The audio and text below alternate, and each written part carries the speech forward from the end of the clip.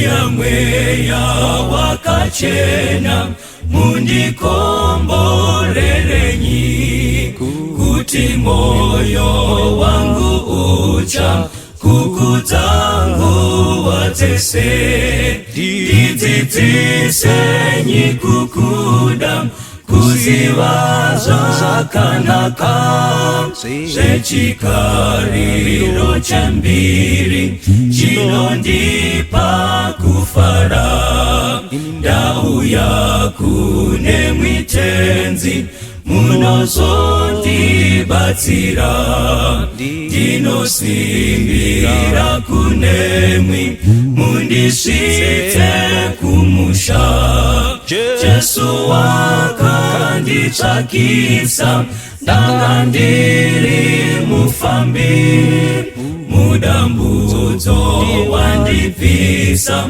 ngeropa rake iri ndagashira mutsa wenyu ndinomuitirenyi ndipenyi kunaka kwenyu ndosungirwa kunemwi nguva dzese ndarasika kuva munzira yenyu ndiri pano wangu Baba batisa moyo wangu ndiri pano wangu Baba batisa moyo wangu ndiri pano wangu Baba batisa moyo wangu ndiri pano wangu Baba batisa moyo wangu.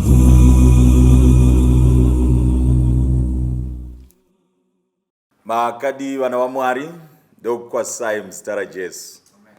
Toda kutenda Jehovha watiwanisa zvakare umwe mukana watinodzidza zvimwe zveshoko raMwari zvichizotibatsira mukati meupenyu hwedu iwo mazuva ano ekupedzisira. Musoro wenyaya watinawo pazuva ranhasi unoti wava namafuta vazokora. Ndo musoro watinayo pazuva ranhasi. Mwari wekudenga vatiitire zvakanaka vagotibatsira. Tisati tapinda mukati meshoko raMwari nditenderei tiwane nguva yekunamata. Ngatinamatei. Baba wedu muriko kumusha kumusoro kudenga, toda kukutendai Mwari nekuti muri Mwari unoshamisa mukati meupenyu hwedu. Kuuya zvakare Jehovha pamberi penyu tichishuwira sei Mwari kuti mutaure nesu pazuva ranhasi. Pane zvatinofana kudzidza iwo mazuva ano okupedzisira tararama. Kana Jehovha mataura nesu patiri kukutadzirai Mwari, pabudisei pachena mugozowanza nyasha mukutiregerera. Ndizvo tigonakira kuti pamuchadzoka muchititora nenguva pfupi pfupi mazita edu agowanikwa akanyorwa mukati mebhuku youpenyu. Mazita Mwari wekudenga tinoisa kuverengwa kwebhaibheri pana Deuteronomy chapter 32:15. Taurai kwatiri Mwari sekudisa kwemweya wenyu. Mweya mutsvene ugomira nesu patichadzidza. Mazvita tinokunamatai muzita raJesu rinogara nekusingaperi. Amen. Andei tose ngativhurei mabhaibheri edu pana Deuteronomy chapter 32 verse iri ya15. Ndichaverenga kunoku. Inoti iko, asi Joshorina wakazokora ndo kupfuura, iwe wakakora wakava mukobvu ukava namafuta. Zvino iye akarasha Mwari wakamuita, akazvida akazvidza dombo rakamuchengeta. Saka muchaona kutiko pfungwa yatoda kudzidza pazuva ranhasi iri kubva pavhesi yaDeuteronomy 32:15. Pane karekta iripo kana kuti zita ramanzwa rataurwa pa rokuti Joshorina. Regai ndikutorei zvishomanene pazita iroro. Imwe nguva vamwe vangarashika paticharamba chiritaura. Joshorina kana kuti Jeshurun nemuchirungu raiva zita ramadunurirwa raipiwa vana vaIsraeri. Izita ravakapiwa navanhu vaivapoteredza, vaivatenderedza, vaivona izvo Mwari zvavaitira rudzi urwu. Saka kuti Joshorina kwaitara kuti iko the upright one, kana kuti uyo wakarurama. Iriri inzwi ramadunhu iri rwarapiwa Israeri nekuda kwekuti vaona zviri kuita Mwari uyu. In fact, pana chapter 32 ya Deuteronomy iyo yatiri kudzidza, vamwe vanoverenga zvakanaka vanobudisa kuti iko yakapiwa musoro wekuti the God of Jeshurun. Saka mukabva apa pana verse 1 muchidzira nayo sokuverenga kwamuchazoita kana kwamuri kutoita, muchaona kuti rwiyo rwapiwa naMoses. Moses asvika mazuva okupedzisira ake, asvika mazuva okupedzisira pachapter 31 kumashure apa bhishoma, unounganidza Israeri yose unova Joshorini. Ndokubva amuunganidza pamwe chete, ndokubva asimudza mukomana unonzi Joshua, unovapa chaji yekuti iko onai vana vangu, inini ndachembera imwe nguva mukati meKenani handisi kupinda sekutaura kwazvaitwa naJehovha, asi ndisiri kupinda ndoda kukupai chaji. Unotora vana vaIsraeri ndokuvapinza mukati mekambo kaanonyora. Asi aripo papo Moses achinyora kambo kake, chaangaita mumashure kutora Joshua ndokumuzodza, ndokutaura Joshua kuti wewe Joshua mwanakomana wanani, ndiwo wava kupinda navana ava Israeri, the upright ones, mukati menyika yeKenani. And Moses paanonyora apa, Canaan was just in sight. Angatova mazuva okupedzisira vakupinda mukati menyika yechipikirwa. Saka pana chapter 32 manje upanobuda dingindira rekuti he was the God, iye Mwari uyu, of Jeshurun, wakava Mwari waIsraeri. Zvaireva kuti kudiniko, Moses wanga ari kubudisa nhoroondo yemafambiro achivatora vana vaIsraeri ava, achivataura garai pasi vanangu, ndiko kuyeuchidzirai kwatakabva nekwatiri kuenda. Saka Moses unotora mukana uyu pana chapter 32 wekutaura pachena kuti Jehovha uyu wakatiitira zvinhu zvinooneka zvakanaka. Ndiye Moses ndinoona achivadzora mashure, achivatora mabudiro avakaita mukati meIjipita. Apa taita pana Exodus chapter 12 unovatara kuti hatisisu here taikanyiswa zvidhina novuswa, tichikanyiswa zvidhina namate, hatisirisu here takafamba naJehovha akatibudisa ipo paya. Faro achivhunza kuti saka zvamuri kuda kubuda moda kubudirei? Asi Mwari akataura kubudikidza naMoses akatitaurira Faro, umutaurire kuti tiri kubudira kubva panyika yeIjipita, tiri kuda kundonamata Mwari tiri pakasununguka. Saka thimu yekubuda mukati meIjipita yakanga iri yekuti vari kuda kundonamata Mwari, ndokufamba navo ndokuvabudisa zvakanaka. Vanosvika paRed Sea manje pana 14:14 yaExodus, ipo paya vaomerwa. Faro asara achizofunga zvimwe, ndokuvadzingirira, ndokufamba navo. Avadzingirira ndokusvika paRed Sea, vanoti vachicherechedza vari paRed Sea votarisa gungwa riri pamberi. Mumazuro Faro ari kuvuya zviri very hot. Kunonzi pakadaro 14:14 inotaura kuti iko Jehovha wakataura naMoses akati aiwa mira wakasimba, and see one thing that I will do today.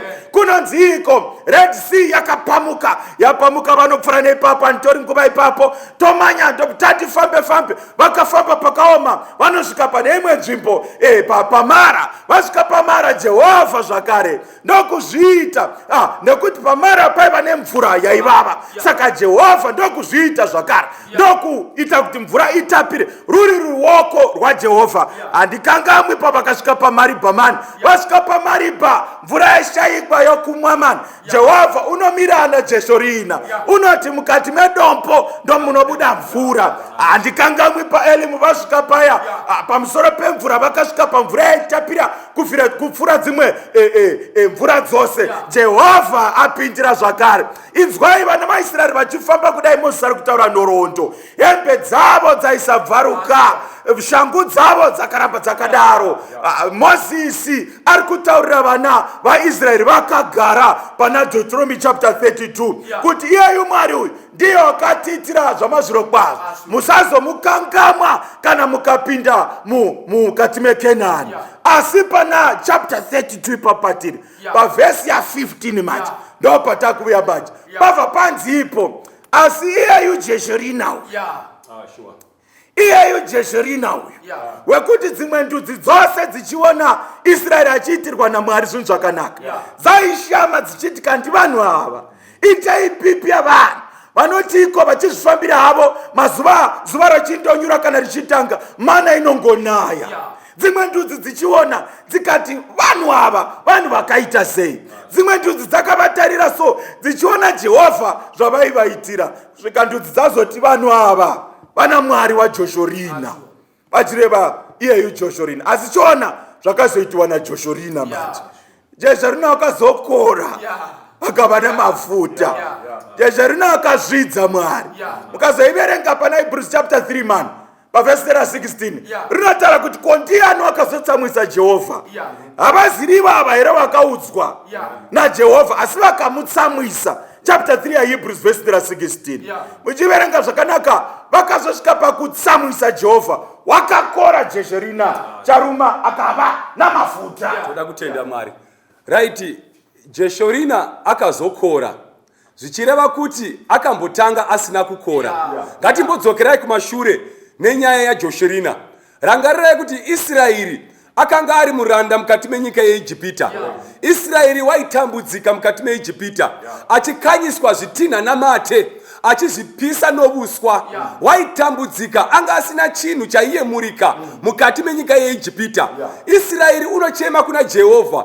Mwari unonzwa Israeri obva atuma Mozisi kuti Mozisi enda kuIjipita unodzikinura Israeri uende navo kuKenani. Mozisi unoshanyira vana vaIsraeri mukati menyika yeIjipita unovabudisa mukati meIjipita. Mwari unoita minana yakakurisa kumberi kwaIsraeri. Mwari chimwe chinhu chaanotanga kuitira Israeri ndechekuvayambutsa paRed Sea zvambotaurwa. Joshorina achiona achiyambuka Red Sea kumadziro imvura paari kufamba pakaoma. Joshorina zvinomushamisa. Joshorina achiyambuka Red Sea Mwari unomunaisira mana. Titozerana Mwari. Joshorina achiona mana ichinaya kubva kudenga achitanga kudya chikafu chinobva kumusoro kudenga. Joshorina zviri mumaziso. Mwari unofamba naye Joshorina achimubuditsira mvura padombo achishandura mvura inovava ichiva mvura inonaka zviri mumaziso aJoshorina. Pati dambudziko heri hanzi Joshorina wakazokora nezvinhu zvaakaitirwa naMwari. Tikadzoka kumusoro kwacho is it verse 18 ya Deuteronomy chapter 32 inotsanangura kuti taibuditsa mafuta padombo romusarasara ndakakusutisa uchi runobva padombo zvichita kuti zvinhu zvakaoma. Mwari waipa Joshorina chikafu. Joshorina achitambudzika but aiwana chikafu chinobva kuna Jehovha. Tererai munzwe vana vaMwari. Pane dzimwe nguva Mwari dzanotiitira zvinhu zvakanaka but tobva takangamwa Mwari wakatiitira zvinhu zvakanaka. Joshorina akafungidzira kuti zviri musimba rake kuti awane zvinhu zvaaiwana asingazivi kuti zvinhu izvi zvinhu zviri kubva kuna Jehovha. Joshorina akasvika pakukora ndobva arasha Mwari wake. Rangarirai vana vaIsraeri vari mukati merenje vachifamba vanosvika kunamata zvifananidzo vakukangamwa zvakanaka zvavakaitirwa naMwari. Rangariraiwo vana vaIsraeri vachifamba mukati mewilderness vanosvika paShitimu vanoita upombwe vanokangamwa zvinhu zvavakaitirwa naMwari wavo. Saka Mwari uri kuchema kuti Joshorina ndakakuitira zvinhu zvakanaka ona zvose zvandakakuitira wandikangamwa nei wakuvimba mukati mesimba rako. Saka dai Mwari atibatsira vana vaMwari. Mwari vatiitira zvakanaka mukati megwendo kwatiri kuita izvezvi mukati megwendo kwatiri kurarama. Tine zvakanaka zvatiri kuitirwa naMwari. Tine zvakanaka zvatiri kuona mumaso medu but tiri kuzonokora tobva tarasha Mwari. Chimwe chivi chaSodhomu hama dzangu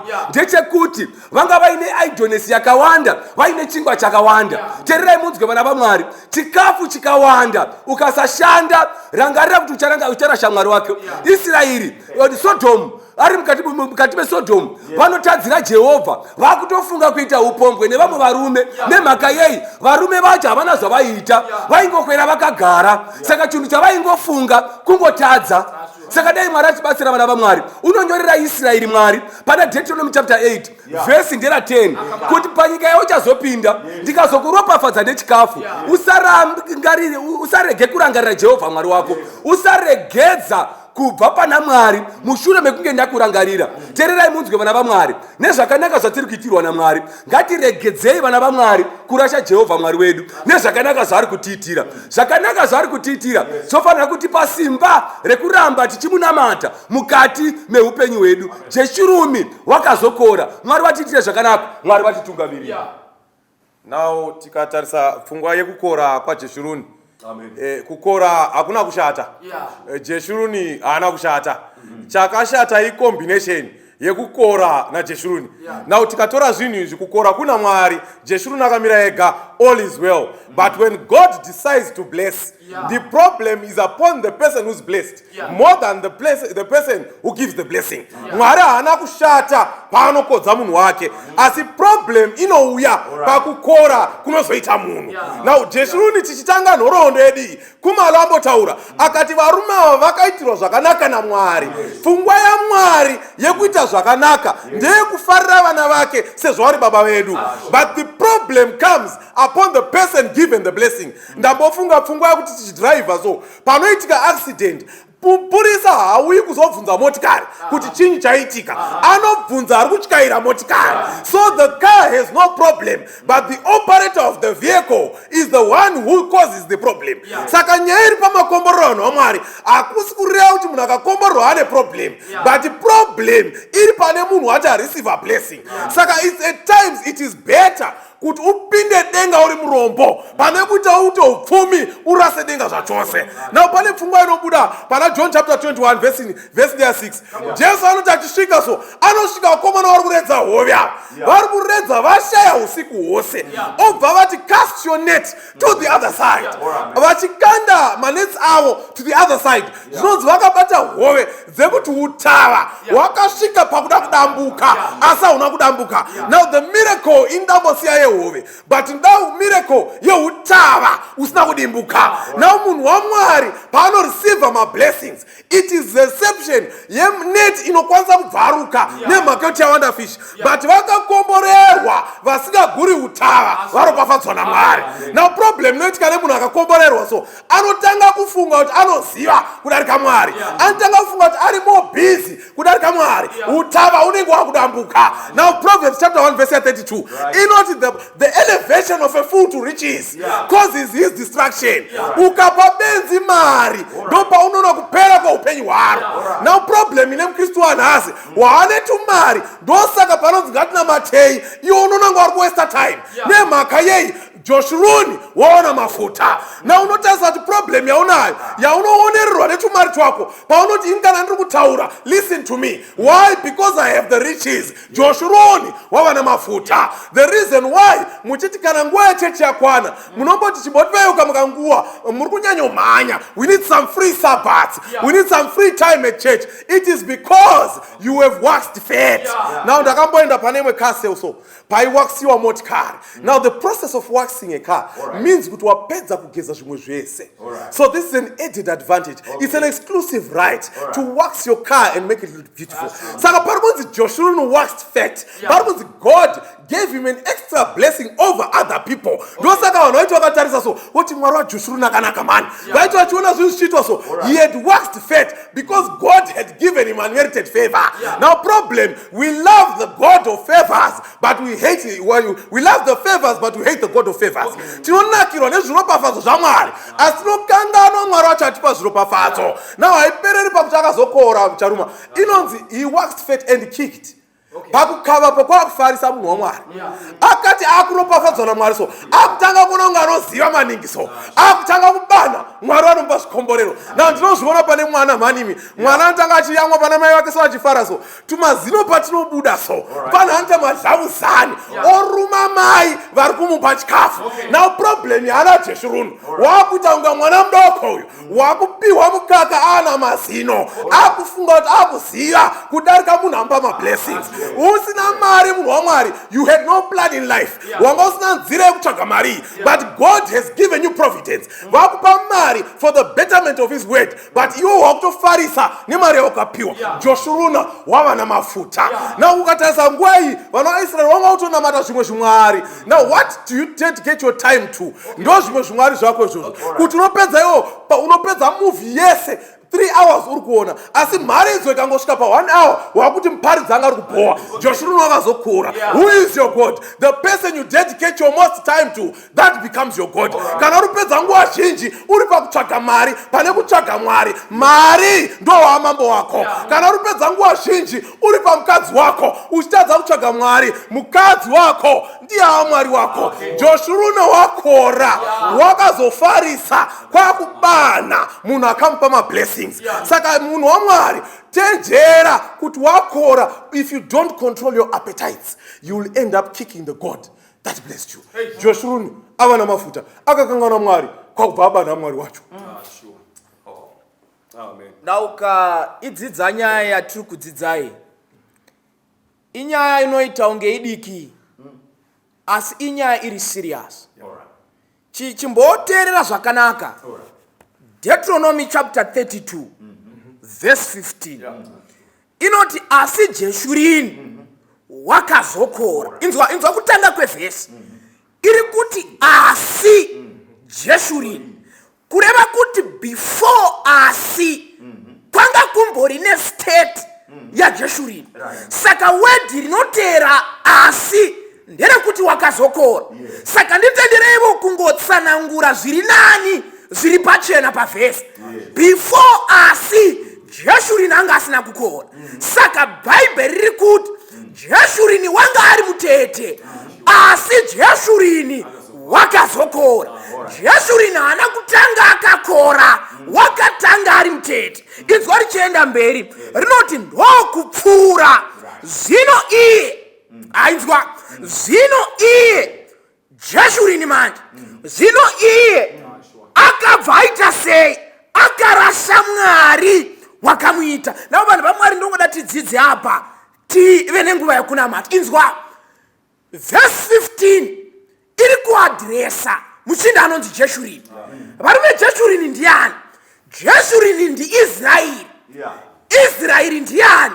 Enda unodzidza vaRoma chapter 3 verse ya 2 uchidzika nayo inoti ko pane here a difference between muIsraeri nemuGreek. Zvikanzi unto them were committed the oracles of God. Saka ukatarisa Jeshurini uri kutarisa mboni yeziso raMwari. Kana tichitarisa Jeshurini tiri kutarisa vana vaMwari. But bhaibheri riri kuti vana vaMwari vakazokora ndo vakabva varasa Mwari. Amupo inzwa vhesi iri kuti Mwari haana kurasa Jeshurini, ndiJeshurini akarasa Mwari. Kureva kuti Mwari paaita kuti Jeshurini akore, it was an expression of his love towards his children. But vanhu vagashira zvavapiwa naMwari, vanhu vakakanganwa ndokurasa Mwari wacho. Inzwai vanhu vaMwari, kana paine chinhu chinotyisa pamberi paMwari, kurasa Mwari akakupa zvinhu zvacho. Kukugutisa zvekukanganwa kupa chikafu ndo zviri kuita Israeri. Saka ukachidzidza manje nyaya, Mwari ane mukana kana kuti Mwari has an order to take stock take yezvinhu zvaakakupa. Inzwa vanhu vaMwari, mumwe musikana achinyora mumwe bhuku inonzi Ministry of Healing, ukadzidza 275 anoti money is a trust that comes from God. It is not for us to expand and to expose our gratifications that are full of pride, but in the hands of a Christian it is food to those that are hungry. Inzwa zviri kunzi Mwari akakuropafadza kuti ukore, ari kuda kuti ukodzewo vamwe. Mwari akakuitira zvinhu zvakanaka, ari kuti kana wakora chiitawo kuti vamwe vakore. Ndosaka Ezekiel wachiti you were thirsty but makamwa padzime riri Kristu. Now you are fountains that are overflowing to others. Kureva kuti hakuna munhu anogona kuitirwa zvinhu naMwari kuti agute agare mumba make, asi Mwari anokomborera kuti vanhu vagone kukomborerwavo. But chanetsa ndiJeshurini akora akakanganwa Mwari.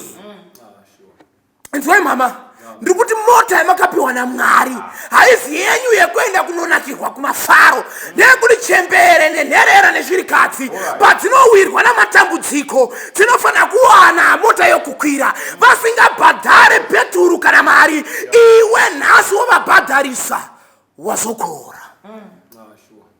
Saka ukadzidza musikana achitsanangurawo ari kuti money in the hands of a Christian, it is food to those that are hungry. Tererai vanhu vaMwari, mazokura stereki zvekukanganwa hama dzenyu. Makakura mucherera mublanketi 1 imi. Nhasi wazotenga 2 in 1, vakafuga 2 in 1 vanorishibisa, wazova namafuta, wakukanganwa Mwari. Let me tell you munhu waMwari, Mwari is going to ask you musi wejudgment, gumbeza rawakatenga ndakupa mari yacho rakafugwa nani, kana rikashaya akafuga, you will be answerable before the Lord. Wazokora wava namafuta. Terera musikana, pawaitsaka murume wanokuroora, wainamata every day, musi wakakumisa murod akaenda newe kwatete, hauchina chinhu chinodzi munamato, wakora, wava namafuta. Wakanganwa. But rekanimbokuudzaka unhu hwaJesu ka. Unoziva unhu hwaJesu ndehwekutarisa mastates avanhu. Chimborangarira kapaipa Jesu achienda kuchechi, kwakupfuura nepaBethsaida, kwakuona mukomana anga asina utano, zvikanzi koshamari, chii chaunoda kuti ndikuitire? Nemhaka yei? God is able, and God always takes a stock take yokubvunza kuti ko vanhu vaMwari zviri kumbofamba sei. Vana Peter vakasvikirwa vachiredza vanhu, zvikanzi komabata here vakomana, chikonzero Mwari ane hanya nestate yako. Tererai mama, maimbokasika kuuya kuchechi, but nhasi hamuchakasiki kuuya kuchechi. Mwari one day achakubvunza. Chinzwa 50 verse 21 ibhuku dzamapisarema dzinobva dzati vakomana ka, imi makazviita imi, ndobva ndaramba ndakanyarara, mukafunga kuti ini ndakafanana newe. Unoziva ndaiverenga imwe version, handizivi kuti yakanyorwa nani, inoti makazviita ndikaramba ndinyerere, mukafunga kuti ndiri mwana wamai vako. Mwari ari kuexpressa kurwadziwa kuti don't take my silence as my ignorance. Akakutarisa so Mwari utazorikuita itako, but Mwari ari kuti one day ndichazvirondedzera pamberi pameso ako. Tererai vana mama, mazokorereiko nhasi zvokukanganwa munhu akakuitai? Makanganwa sei? Mama makanganwa sei nahanzvadzi yangu? Ko wakanganwa sei? Ingapaipa waimbopfeka zvakanaka wani. Chiko chauda kuti nhasi ufambe usina kupfeka? Chiko chauda kuti unamire nokuposhera zvinhu kumeso? Wakanganwa here Mwari akakuitira zvakanaka? Uchikura wani, White, I pledge allegiance to the Bible, God's holy word. I will take it as a lamp unto my feet, a light unto my path, and hide this word in my heart, that I may not sin against God. But this Bible has been replaced by Netflix, has been replaced by zvinhu zvenyika. Kwawairipi anthem yawaimboimba kare, wazokora manje. Wakora. Kuchechi waikasika shamani. Zvinhu zvisina kumira, uchiri kurangarira uri bachura, usina kana chinhu, poto nesipunu nekapu ndozvaiva mupamako. Waibata Sabbath school iwewe, Sabbath school meeting yamaticha waibata. Musi wakangoroora, nhasi wakudhiraivha kaHonda Fit nepaDivine ndopaunosvika, wazokora wakanga. But let me tell you, one day Mwari, He is going to ask you, ko zvinhu zvangu zvakafamba sei? God needs an answer. Tererai vanhu vaMwari. Vanhu unoziva kuti chakaita, unoziva mukadzi waLoti ka, vanhu vakubuda muSodhoma, akatoraswa akaguta nezvinhu zvaMwari. Hamuna kundinzwa? God blessed them even though vavari pavari. Ndokubva vatobika vakatopaona ngirozi dzikadya, but vakaraswa vakaguta zvinhu zvaMwari. Ndosaka page 90 yePatriarchs and Prophets ichipopota kuti we have turned the blessings of God into cases because we have focused our attention upon the gifts instead of the receiver. People are meant to be loved and things used, but today we are loving things and people are being used. And God is saying, one day I am going to ask you. Marachabvunza. Remember the Sabbath day to keep it holy. Wawana kabasa kako $200 sama ndo ingaita utikore mutemo wa Mwari. $200 wazokora wavana mafuta wakora. Saka vhesi manje iri kuti ndiye akarasha Mwari. Mwari haana kumurasha. Vanhu vaMwari, let's be careful kurasa Mwari pazvinhu zvedu nemhaka yekuti tazokora. tava namafuta. Tererai vabereki, tererai vana baba, tererai vana mai, tererai vana. Tarakora tarasa Mwari, taizikamwa nokumira pana Mwari. But takora, we are living in the world, being people of the world. When God is calling us, come out of here, my people. God needs a people. Takora tava namafuta. Iwa ibepo rakagadzirwa kuimwe nyika mani rawakuoneregwa naro pamberi paMwari kusvika paextendi yokumunyima tithe yake. Wazokora wava namafuta. Vakomana ngatipotaura navarume, varume vanhasi vakora vava namafuta. It's right. Rangarira mazuva iwewe awadanana nomukadzi wako iwewe murume, musina chunhu, muri mukati meka one room, musingavati musina kunamata, musingavati musina kufunga pamusoro pezvaMwari. Asi kezvinezvi Jehovha wakazokuropafadza nekuda kwaDeuteronomy chapter 28 verse 12 akaropafadza mabasa amavoko ako. Up to this very moment hauchagoni kukwereta iwewe, ndiwo hakukweretesa vanhu. Ndava uri pazvitsidzo, you are basking on the glories and the blessings of God. Asi chii chawaita kezvinezvi? Mukadzi wawatanga naye ikezvinezvi wakumuona sekunge hachaiti, haisi mhosva yako. Kunonziko zvakatomboitika mazuva ana Moses ipopaya. Vasvika paShitimu, varume vose vatarisana neKenani. Kenani yajekera pamberi paye paShitimu, asi Kenani iri just inside. Gore riripo panguva yemasikati, shongwe yemoto panguva yeusiku, representing the presence of God.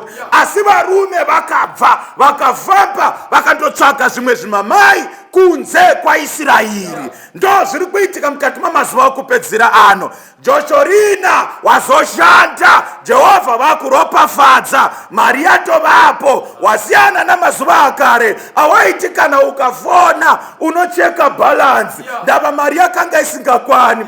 Ikazvinezvi mari yavapo, airtime wana yakawanda, mari yawanda, wakuchishobora mukadzi weujaya hwako. Ndava wazokora, kuri kunzi naJehovha handikangamwi mukadzi weujaya hwako. Dzokera kumukadzi weujaya hwako, usabva pane zvinodiwa naMwari. Tarira iwewe murume, kudhara waiyemurika uri munhu anotya Mwari. Sangano ukamira vanhu ukataura, vanhu vainzwa. Asi wakazokora zvaJehovha hauchina kana basa nazvo. Cherekedza pari kunzi pana 1 Corinthians chapter 10 verse 6, izvi zvavana vaIsraeri zvakanyorwa kuti tidzidzemo.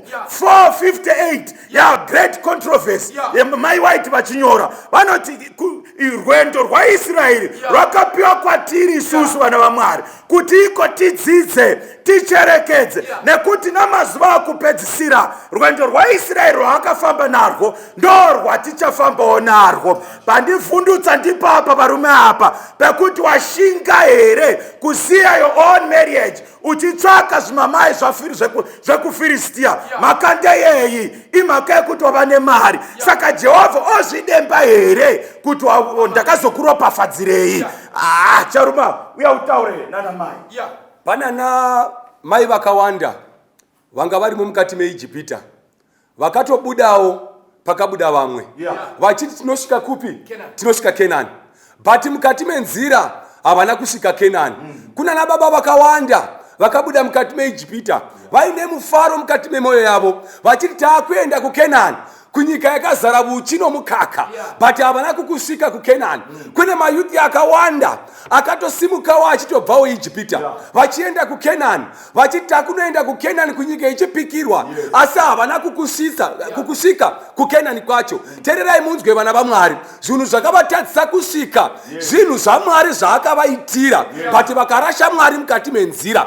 Tererai munzwe vana vaMwari, zvakatadzisa vamwe vanhu kusvika kuKenani zvichatitatsawo isu kusvika kuKenani nekumusoro kudenga. Zvatakaitirwa naMwari zvakanaka, kana dziri dzimota dzatakapiwa naMwari, kana dziri dzimba dzatakapiwa naMwari, kana iri njere dzatakapiwa naMwari, dzichatitadzisa kusvika kudenga. Tererai munzwe vana vaMwari, Mwari vatiitire zvakanaka zvavari kutipa iko zvino Mwari zvinotibatsiridza kuti tigone kuponeswa. Ko nhai mhai maakurashika papi pamanga muri muyuthi? Maienda wani kumakrusade, maienda wani kumawitnessing, kuprayer band manga musingashayiki, but iko zvino maroorwa, mazokora kana kunamata Mwari hamuchadi. Panotaurwa zvemakrusade hamuwaniki. Nemhaka yei mhai mazokora madii kutendeuka muchiri mupenyu, tive netariro yekuenda kumusha. Mwari vatibatsire, Mwari vatiitire zvakanaka. Pamanga muchiri mutete mhai, hama dzaisvika pamba wani, vana bamunini vaisununguka, vakoma venyu vaisununguka, but iko zvino mazuva akazimba zihombe, makutovaona sevanonetsa, mava namafuta mhai, madii kudzokera panzira yaJehovha, tapfuurira negwendo kuenda kuKenani. Mwari vatiitire zvakanaka. Mayuthi zvamanga makanaka wani, ko mapfekero aya abvepi? Mazokora. Mwari vatibatsire vana vaMwari, Mwari vatiitire zvakanaka. Now vana vaIsraeri vachikuda muIjipita, vanobuda ivo nevana vavo, nemadzimai avo, nengombe dzavo, nezvifuyo zvavo zvese, but there's a group rakatevera richiti nesuwo tinoenda uko. Vamwe vaIjipita vakati rega tingoteverawo, sezvo vanga vari vanhu vanga vari kunakirwa nezvavari kuona. Now this group proved later to be a challenge than a benefit. Vanhu vachifamba vaiti pamwe tawedzera manpower, tawedzera defense system kuti tine vanhu vakawanda. Now panotaurwa nyaya yenyama, vanotanga rwiyo rwenyama vana vaIjipita, vanodairira vana vaIsraeri. Now rega ndimbotaura nemayuthi manguva inoi, inzwai vafana, problem imi hamunayo. You are forgetting to honor Christ in the choice of associates. Tumwe tuhunu twamakuita sanditwe kwedu ndetekavazukuru veIjipita vari kuimba toungira. Joshua uri kukodzwa nenyaya dziri dzako mhani iwe. Pawaikura iwewe waiziva mai vachitambura kukuwanira mari yeschool fees, mai vaimukira kuseni vachinotengesa mavheji mani, baba vachipera bhutsu kuti vatsvagire iwewe dzako dzechikoro. Zvino zvawava netumari wambowatengero kana peya imwe here? Paunotaurwa nyaya dzevabereki unoita kunga nherera uri kuchechi iwe uchiti ina handina. Nemhaka yei? You are ashamed of the very parents that gave birth to you. Joshua wakora not wane mafuta man. Mafana imimi kudhara maiti mukapinda mchechi maifamba mchimba walk circumspectly. The master demands muchifamba with reverence and authority in the church. Problem yavako maakufunga kuti maakuziva, maakufunga kuti you are accustomed to the ways of the Lord, maakutora Mwari kunga mfesi wenyu to the extent yekuti pachechi hamusisina nereverence. Munhu akasataura tuma statement twenyika tunonakidza munoti anga asina chingwa, hamuchateereri shoko raMwari, maakutevera tunyaya twenyika. Ukangonzwa ka statement kataurwa worinoti aiwa uyu munhu anga ruparidza zvakanaka, but panotaurwa kunzi thus says the Lord hamuchapadi mani. Jesu achitaura naSatani unopindura chiti it is written, anoti thus says the Lord, anoti because the Bible says.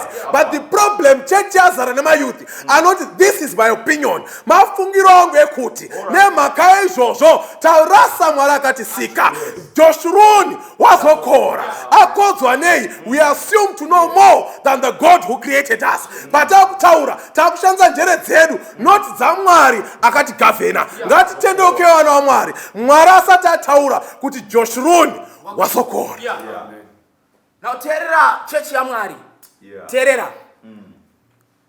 Ukaverenga mumwe musikana achitsanangura anoti God has called us from the world. He has separated us from the world using the mighty cleaver of truth. Saka Mwari akadana Jeshuruni anova chechi yanasi kuti patiri kuenda Kenani kune dzimwe ndudzi dzatichasangana nadzo. Ngatisadzidza kuita zvendudzi idzo. Kana zvafamba zvakanaka ivo ngavadzidze zvedu, zvichinaka tipinde navo Kenani. Ndosaka 28 ka dzaMateyo anoti vakomana ndakapiwa simba rose kudenga napanyika. Saka chinda ina izvozvo chakundinetsa nhasi naiwe chechi yanhasi, ko wakura seiko nhasi zvokukanganwa misheni yaMwari.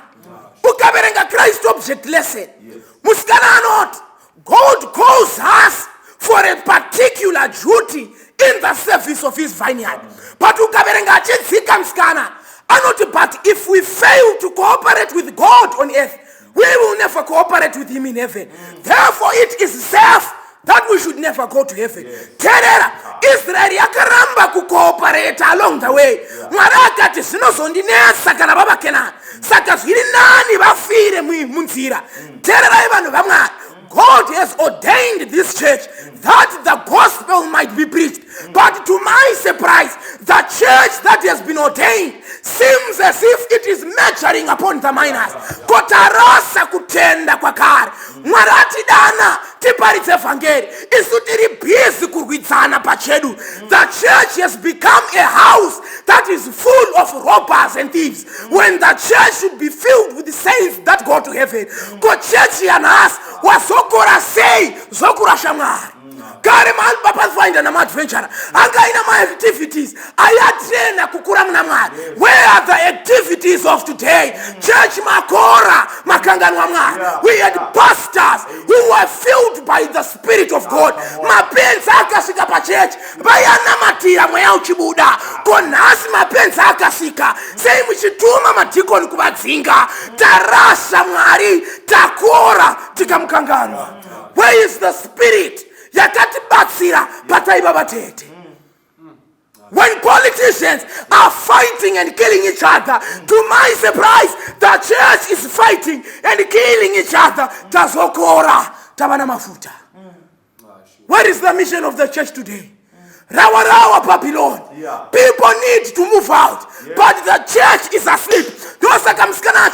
Ministers are failing to arouse them because they themselves they are asleep. Sleeping ministers preaching to a sleeping church. Where are the preachers who are not asleep? Tazokora tabana mafuta. We had deacons that made sure that order should be found in the church. But people discuss even things that are ungodly. Rastafarians would remove their heads entering into the church. But the youth of today can you come in the presence of the Lord. Takora tabana mafuta. What is the mission of this church? God is calling for a particular people. Vanurangarira kwa vakabva. Iwe uri kukanganwa erewe. Time ya dark ages man. Mwari achitichengetedza makomba. Mwari achitichengetedza makomo. Kanganwa wakanganwa sei mani. Vanhu vachirarama nezvinhu zvisingararamisi. But God was with them. And the church has order now. Saka musikana nopopota varume tichinamata. Achiti if we are not going to accomplish this work in the time of peace, we are forced to accomplish it in the times of hardships and trials. Tikasazviita paine peace. Tichazviita panguva yokumanikidzwa. Takangana tabana mafuta. Amazinorikana. God is calling for you. God is calling for me. Ukaverenga book inonzi Why Revive Altaris.